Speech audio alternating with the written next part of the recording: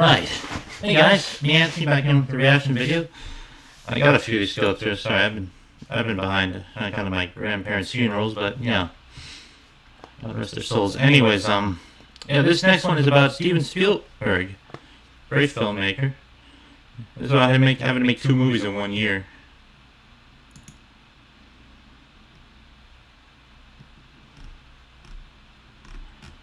I think it's about Jurassic Park and Schindler's List. I don't remember when they actually came out. Hang on. When did these come out? Hold on a sec.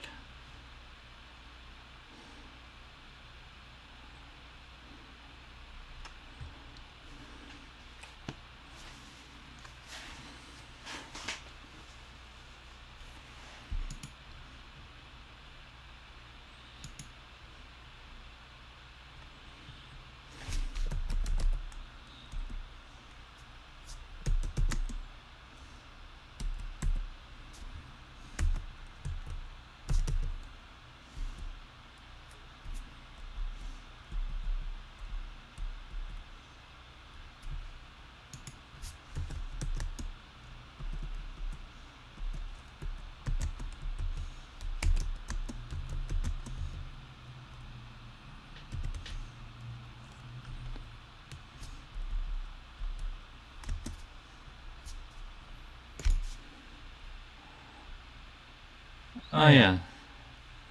1984, 1993. Okay, right. That's when they came out. Okay then. Here we go. I actually had no clue. Also, before I start, I should mention I've never seen either of these movies, and I've never seen any Jurassic Park or Jurassic World movie. Even though I was a 6-year-old with autism in 2012. I know.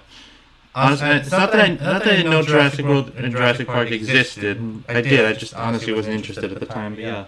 And Schindler's List, I've never seen that, but I know it's about Nazis, and I hear it's pretty good. Yeah. Anyways, yeah, link to the original description, and here we go. Jurassic Park grossed nearly $1 billion worldwide. The #1 film of all time. It was the most exciting film I've ever seen. I think Schindler's List is the best film I've ever made. I'm watching a maestro. A master storyteller at the height of his craft. You know he made Jurassic Park and Schindler's List in the same year. In the same year? And how do you do that? How do you separate them all? This horrendous, troubling, and terrifying at times. I didn't want to be doing Jurassic Park any longer. There were days for me that was so unbearable. I didn't want to do the movie anymore. November 30th, 1992. After 98 days of shooting, Jurassic Park wraps on stage 12 at Warner Bros. Studios. But we'll come back here.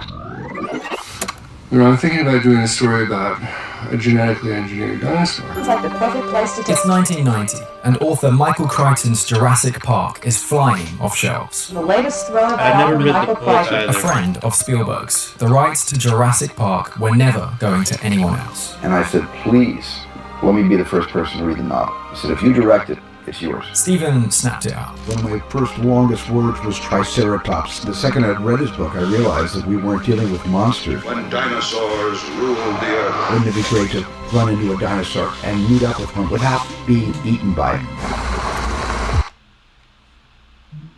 Good drivers save up to $1,200 when they switch to Root Insurance, because you should be celebrated with savings. With Root, you get a car insurance rate based mostly on your driving. Download the Root app today.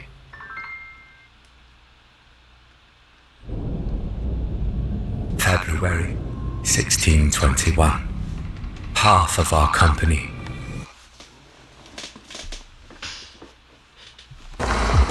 Two years later, Jurassic Park was well underway. In fact, the movie enjoys a smooth production, wrapping under schedule and budget. It was all so new for us. The actors certainly did their jobs, and they believed who they were, and that's all an audience needs, is to believe they care. I guess I've never seen that happen with any movie. I mean, produced under schedule and under budget without any problems. That's incredible. Damn. Actors are believing in themselves. So when shooting wrapped in late 92, many were able to put Jurassic behind them. But for Steven Spielberg, there was a long way to go. If we were going One last thing. I remember the first Steven Spielberg movie I ever saw was Back to the Future when I was younger. I loved it. I have all 3 of them on DVD, actually. But yeah, I'm sure we've all seen Steven Spielberg movies, so yeah, comment down below. What's the first movie made by Steven Spielberg that you've ever watched? Yeah, so it'd be interesting. Yeah, anyways, I'll stop interrupting now. I had dinosaurs in this movie. They would have to look for me as real as though I were watching a National Geographic special on television. If it didn't look as real as a camera can photograph an elephant today, and I didn't want to do it. It's the big question. How do we turn these words on the page to real, breathing dinosaurs? How we were going to get the dinosaurs to run was always going to be the old-fashioned way, through stop-motion animation. And then one day I got a call from Dennis Muren at ILM, and Dennis said that he thought that he could pull off a full-size dinosaur that would be authentic to the eye. With stop motion, Steven had the best in the world. Trying something new like this was a major risk, but Steven had a long post-production ahead of him. He had to try. Then we decided, okay, let's go ahead and do a real shot. Beverly Hills, 1980. An author named Thomas Keneally leaves his book signing and he goes in search of a new briefcase. He finds a store on South Beverly Drive where one survivor living here in Los Angeles, a leather goods merchant named Poldek Pfefferberg, was selling briefcases. Poldek, a Schindler survivor, insisted on telling anybody who would listen about the man who had saved his life. He walks into Poldek Pfefferberg's store and he asks Thomas what he did for a living. I'm a writer, answered Thomas. Poldek responded with one thing. I have the best story of the century. Keneally was sold. Accompanying Pfefferberg to Krakow in Poland, Keneally begins stringing together the true tale of Oskar Schindler, the Nazi businessman who saved over 1,000 Jewish lives in World War II. It took Keneally 2 years to complete the novel, until it'll make a hell of a story. Is it true? The book landed on Steven Spielberg's lap. Literally. Sid Sheinberg, the head of Universal, had a messenger come over to my house with this review of Schindler's List, and I read it, and I found it very compelling. Raised as an Orthodox Jew, the story resonated with Steven. And when I read the book in 1982 by Thomas Keneally, it was something that occurred to me that I could pass along to my children through what I do best, which is telling stories on film. And yet I wasn't really ready in my own life, because I was making movies about extraterrestrials and movies about, Indiana Jones and sharks. And perhaps hadn't come to terms with his own heritage at that stage. Growing up in an Orthodox Jewish house where my parents were indirectly affected by the Holocaust. I was the object of a lot of discrimination because I was the only Jew in Scottsdale, Arizona. I was the only Jew in the neighborhood, the only Jew in the elementary school, and I had problems. I was different in that way. And so Steven wasn't quite ready. He had some growing up to do. But Sid Sheinberg saw Steven's temptation, and in no time, Universal owned the rights to Schindler's Ark. 1983. Steven Spielberg meets Poldek Pfefferberg, the survivor responsible for sharing the Schindler story. Please, when are you starting? Poldek questioned. Steven had an answer. 10 years from now. It was true. He was not prepared for the film yet. And in favor of box office entertainers, he kept pushing it back. Over the next decade, he tried handing the film off several times. Roman Polanski, survivor of the Holocaust, rejects Spielberg's offer, reluctant to relive the experience. Steven successfully swaps Schindler's List with Scorsese's Cape Fear. Schindler's List was on the table, and then you sort of looked at it and developed it, and all of a sudden Steven realized that, man, he wanted it, so he brought it back. Before quickly regretting his decision. I was offered to probably try to do Schindler's List, and then during the process, I realized, that this is really his passion. Yeah. This is something he's got to go through. Steven couldn't stall any longer. With the idea of the aging Pfefferberg not living to see the film, Spielberg's guilty conscience fires Schindler's List into pre-production. I went to Krakow and spent time there, and more than anything else, that transported me into such an urgency to get the story out. After a decade of growth, Spielberg was finally ready to tell Oskar Schindler's story. But Universal president Sid Sheinberg had other plans. His one condition for Steven was simple. He had to make Jurassic Park first. Okay. Initially, we were going to do all of the dinosaurs more conventionally. And we were going to use Phil Tippett, who was considered at the time the best in stop motion. I had the greatest animator in the world working on Jurassic Park, a man named Phil Tippett. It's all for you, Steven, because we love the dinosaurs. When Jurassic Park was greenlit, the method for bringing the prehistoric to life were the traditional effects Spielberg grew up on. The same way that Willis O'Brien made King Kong. I look at King Kong and I say, well, that is the state of the art. The stop motion has its flaws. We had done many, many tests. We had gotten it to where it looked good enough. Not great, but good enough. 1933 was the state of the art. In between 1933 and today, there have not been any real advancements. Well, then it comes in and to reading and said, I really think we should do this in the computer. We think we can do this in the computer. So again, my name here is Dennis Muren. Multi-Oscar-winning special effects artist Dennis Muren. And I've been working at ILM since '76 on the first Star Wars. And everyone said, the computer. Special effects guru and industry icon Dennis Muren had other plans. He wasn't certain, but he felt these dinosaurs could be the first Hollywood animals made entirely with CGI. Yet, naturally, Spielberg wasn't sure, so he said, prove it. Hey, Ryan Reynolds here, wishing you a very happy half-off holiday, because right now Mint Mobile is offering you the gift.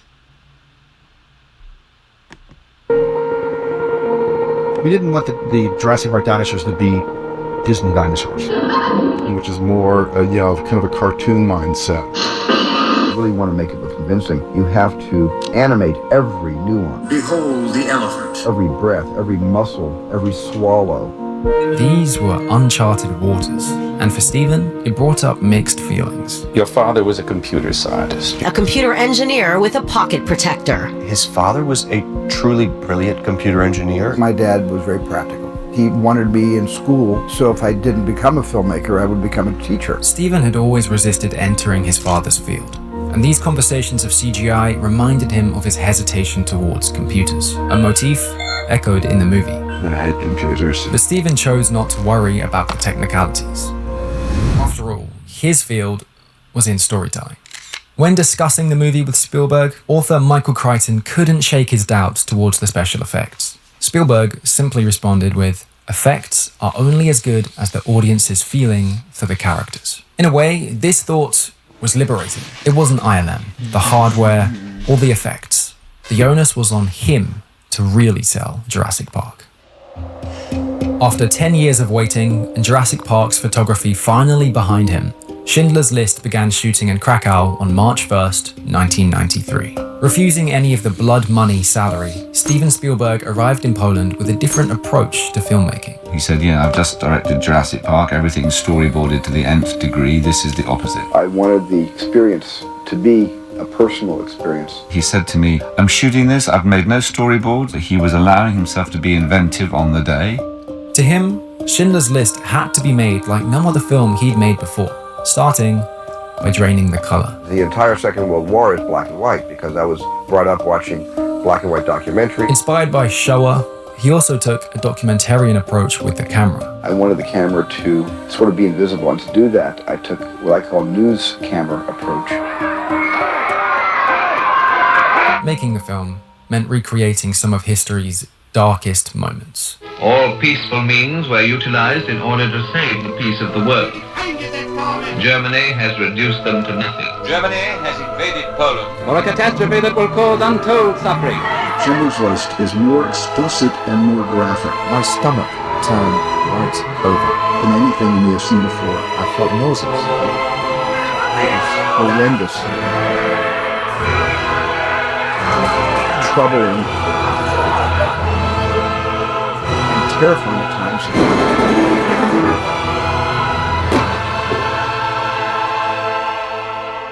And as emotionally demanding as this shoot was, Spielberg had it worse than most. Because all the while, Jurassic Park wasn't exactly finished. Now I'm in Krakow making Schindler's List, and 5 days a week I'm doing a huge teleconference. It was a whiplash transition.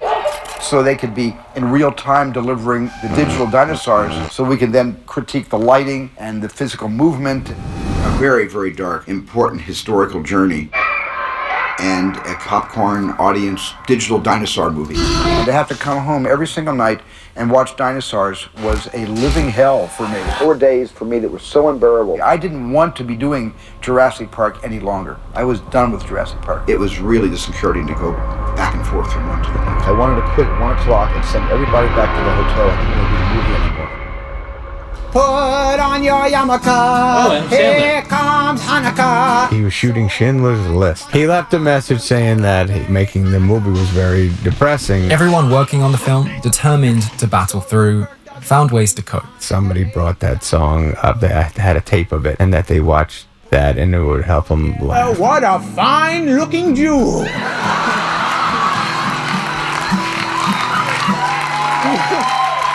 After all, everyone knew this was important work. And it was quiet on the set, and everybody just did their work. I'm watching a maestro recreate documentary footage.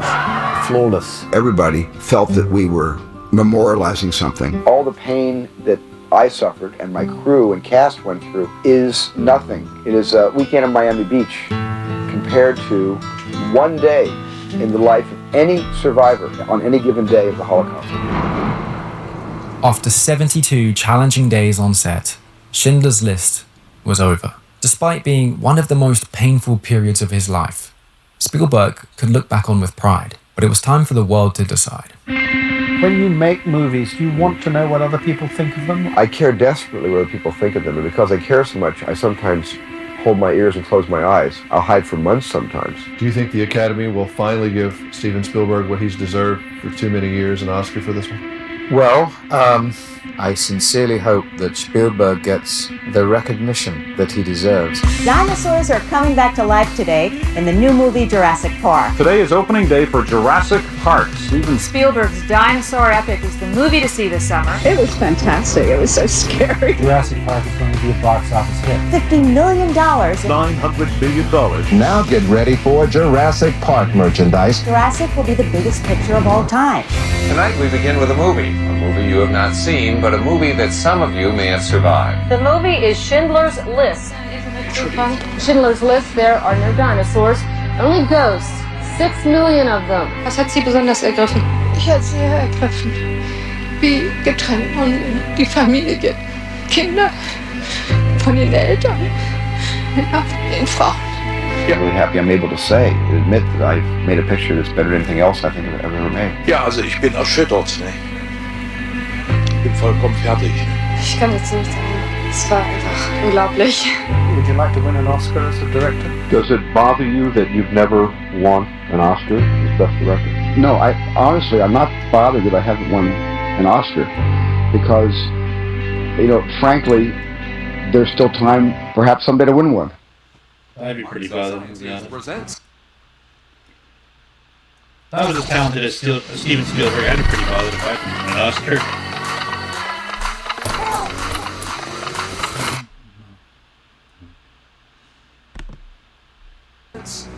Oscars, the 66th Annual Academy Awards. It's 1994. Jurassic Park and Schindler's List have had their box office runs, but now it's award season. Spielberg's films are nominated for a combined 15 Oscars, but there were no guarantees. He just had the most difficult year of his career. But how would the critics feel? Welcome to Oscar 66. Oh, the Oscar goes to Alan Starsky for Schindler's List and for set decoration, Ewa Braun. Thank you, Steven Spielberg. And the Oscar goes to Dennis Muren, Stan Winston, Phil Tippett, and Michael Lanterry for Jurassic Park. Thanks, Ireland. Thanks, Tippett. The Oscar goes to Gary Wrightstrom and Richard Hims, Jurassic Park. We'd also like to thank Steven Spielberg. The Oscar goes to Gary Summers, Gary Wrightstrom, Sean Murphy, and Ron Judkins for Jurassic Park. Of course, to Steven Spielberg, who made it all possible. And the Oscar goes to John Williams for Schindler's List. Steven Spielberg. Thank you. The Oscar winner and my new best friend is Janusz Kaminski for Schindler's List. All my friends and supporters, thank you. And the Oscar goes to Michael Kahn for Schindler's List. The process was painful, but the result was glorious. I want to thank you, Steven, for the most fulfilling time of my life. There were no two ways about it. Steven's films were sweeping up. But he had his eye on one award in particular, one that he'd never won before.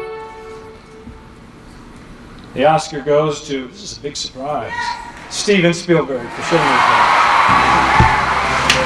I have friends who have won this before. This is the first time I've ever had one of these in my hand. So, never could have gotten started without a survivor named Poldek Pfefferberg. I want to thank my wife, who's here with me tonight, for rescuing me 92 days in a row when things got just too unbearable. And my mom, who's here, who is my lucky charm, whom I love very, very much. And to the 6 million who can't be watching this among the 1 billion watching this telecast tonight. Thank you. It was a touching moment for Steven, a moment he dreamed of for decades. There was one more award to be announced, and it could close off the night perfectly. And the Oscar for the Best Picture of 1993 goes to Schindler's List. Steven Spielberg, Gerald Molen, and Branko Liswick producing. Oh wow! This is the best drink of water after the longest drought in my life. The accomplishment of a lifetime. Schindler's List was the experience of my motion picture life. The sad thing is for me, I don't know what I'm going to do next. You know, between Schindler's List and Jurassic Park, I'm going to need years of therapy.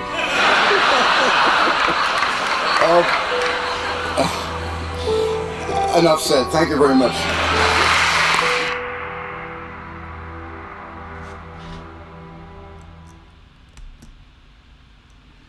Yeah, that was that. So summarize, he put up with making 2 of the best movies of all time, all in the span of a single year, and he won multiple, and he finally won Oscars for it. 2 of them. Both of them for the one he actually cared about more. That's incredible.